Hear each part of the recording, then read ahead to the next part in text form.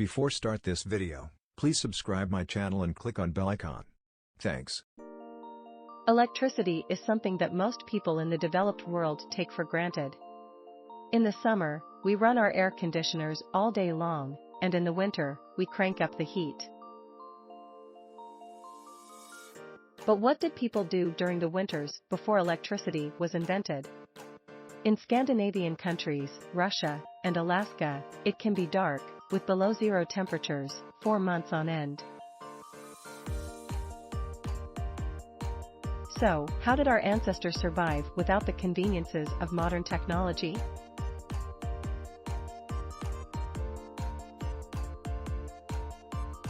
We all know about burning wood for a fire or using coal to produce heat, but here is a list of some lesser-known methods that have helped our ancestors get through winter in the past.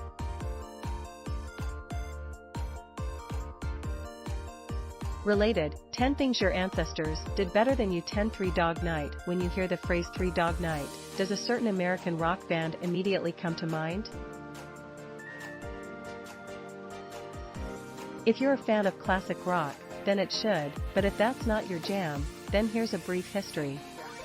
Three Dog Night is a rock band that was formed in California in the 1960s. The iconic band is Grammy-nominated and known for its hits such as One and Mama Told Me Not to Come. Many have loved the band's music for years, but might never have known that their name actually comes from an expression based on the outside temperature. Some claim it stems from the Australian Aborigines, while others say it's from the reaches of North America and the Eskimos.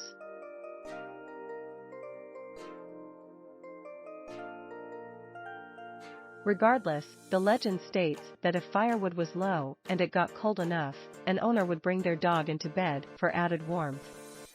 If it was freezing cold, the owner would require 3 dogs in bed to survive those frigid nighttime temperatures. Hence, a 3-dog night means it is so cold that one would need 3 dogs to keep warm while sleeping. Now there's nothing better than snuggling up with your pup on a cold winter's evening, but hopefully with a blazing fire and a cup of tea. Also, 3 dogs in bed might be a little much. 1. 9 saunas. My ancestors are from Finland, the land of the sauna. Maybe it's just my Finnish blood, but I feel truly at peace sitting quietly in a warm sauna. In the evening, I even love jumping into a cold pool and then running to the sauna as fast as my feet will carry me, though admittedly, this may not be for everyone. The first written history of sauna use dates back to over 2,000 years ago. However, they looked a little different than the current sauna. The original sauna was built into the side of an embankment and lined with stone. These saunas would take half a day to heat up. This later evolved into an above-ground wooden building where stones were heated over a fire. As the temperature rose, smoke would fill the sauna and then slowly escape from a small air vent in the back. Finally, the modern-day sauna appeared with stones placed over an electric heat source. The hot stones have water poured over them, creating that satisfying heat and steam we love. Saunas are a rich part of the Finnish way of life, not only because of their many health benefits, but because they have helped Finns, and many other cultures, survive long, freezing winters. A sauna can warm up a person's body temperature enough so that, when they are wrapped in blankets or heavy clothing afterward, their body can hold on to that heat for a longer period of time.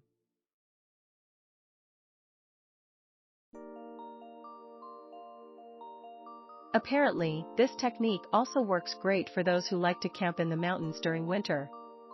2. 8 heavy curtains. Before the invention of central heating, curtains were used as a way to protect homes from the elements.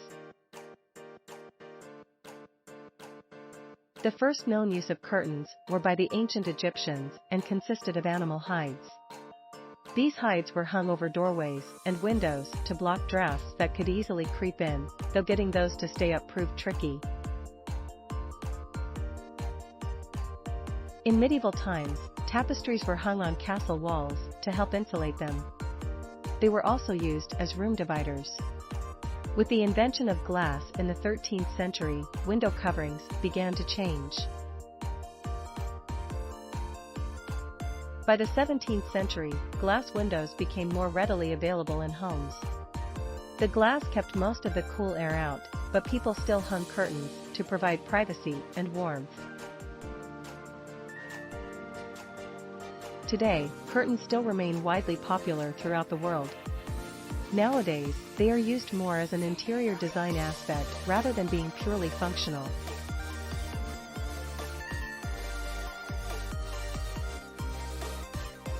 However, they can still help minimize your air conditioner usage. 3. 7. Animal dung. Animal dung has been used for years as fertilizer by farmers wishing to enhance their soil quality.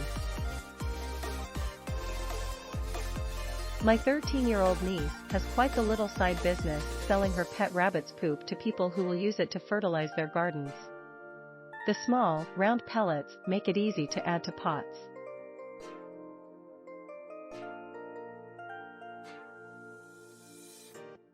Apparently, there is a market for everything nowadays. But dung isn't only used for fertilizer, it can also be used as a fuel source. In the 1970s, the ethnographer Carol Kramer found that people in parts of Iran actually bought dung from one another, just as we continue to do today in the form of manure for fertilizer. She reasoned that animal dung was an important part of the transition of the hunter-gatherer society to settlements in the Neolithic Middle East. When the dung is dried, it burns far longer than wood does alone. This could allow people to focus on growing vegetables and raising livestock. Scientists are currently investigating this further. Some dairy farms have found that cow manure can produce energy to eliminate the need for an electric bill. Toyota is also presently on the bandwagon. The company has plans to use cow manure to create hydrogen that they can then use to power the fuel cell hydrogen cars the company produces.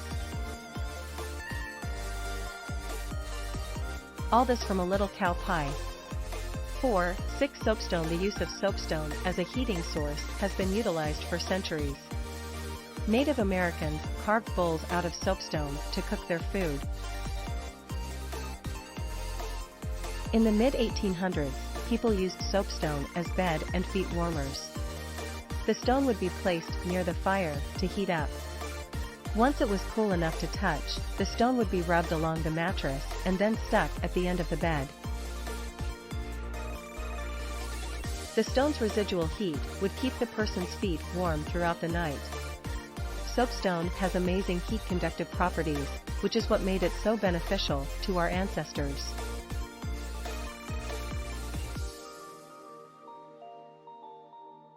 This dense stone is able to retain and radiate heat extremely well, making it an ideal heating source. Its density also allows it to be reheated over and over without breaking like some other stones do. 5. Subterranean homes. Icelanders have found a unique way of dealing with extreme cold and lack of usable timber. For years, they have been creating underground or subterranean homes built of a simple stone or wood frame. Once the frame was created, they would then layer turf over the frame to create insulation. The subterranean home is naturally heated by pulling the soil around it, acting almost as a blanket. Since the home is built partially or fully underground, there is also less temperature variance due to its protection from the elements, such as rain, snow, and wind. Partial subterranean homes may be making a comeback in modern times and are seen as a current trend. Built into the landscape, they can be naturally beautiful, environmentally friendly, and totally bold.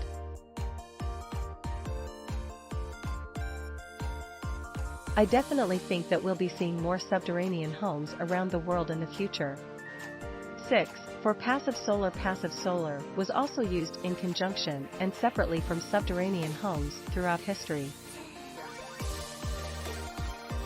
In underground homes, the northern walls of the house were submerged while the southern-facing exposure was open to light, thereby capturing the heat and warming the inside of the home passively.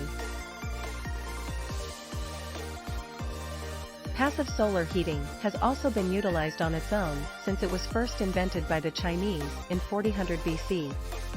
They found that the southern placement of the home's doors allowed the lowly slanted winter sun to warm the homes as much as possible. In the 1980s, a study was conducted by the National Renewable Energy Lab that studied Chinese buildings. They found that using passive solar energy can increase inside temperatures by 15 degrees, not enough to eliminate your electric bill, but still impressive. 7. 3 compost. Rural farmers in China have been using heat production by composting for over 2,000 years. They did this by digging a trench, filling it with manure, and then covering it with topsoil where they would plant their vegetables. This use of hotbeds allowed the farmers to extend their planting seasons in the spring and fall for 1 to 2 months due to the heat produced by microbes in the compost. This went even further in the 1970s when Jean Pain claimed that he could do something totally different. He created a pain mound, which consisted of brushwood with water-filled tubing throughout the compost to allow for heat exchange. Pain was able to heat his farmhouse's water for 6 months with this compost heat by circulating the water from the compost to a cast iron heater. In addition to the compost heat, Pain stated that he was able to grow produce year-round by using this method. 8. Two-hood chair. The hood chair was created in 16th century France for the use of porters, who often needed to remain near the drafty front door of the home.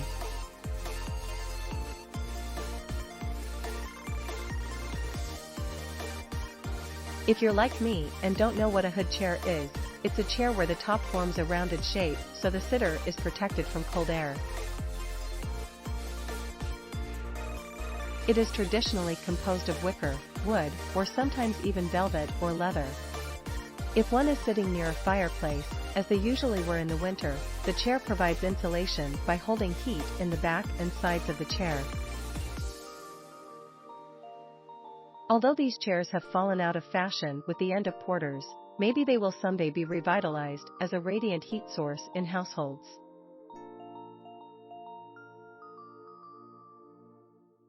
9. 1. Hibernation. Did ancient humans hibernate? Unveiled hibernation is one of the most surprising ways that may have helped our ancestors survive the winter before the invention of electricity.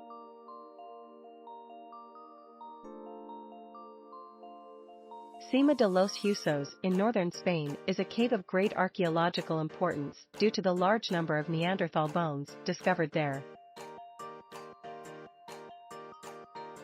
The fossilized bones found at this site show lesions similar to those remaining in the bones of other hibernating mammals.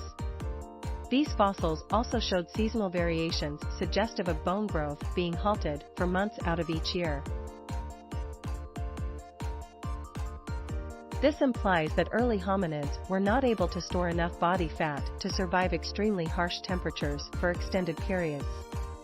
Due to this, they went into a metabolic state or hibernation mode that allowed them to get through those long winters. This hibernation is what caused the disturbance in bone development. This hypothesis will definitely stimulate some debate in the scientific community, but it's a compelling argument that can actually be tested by studying the genomes of the Cima people. 10. Fact checked by Darcy Heikkinen.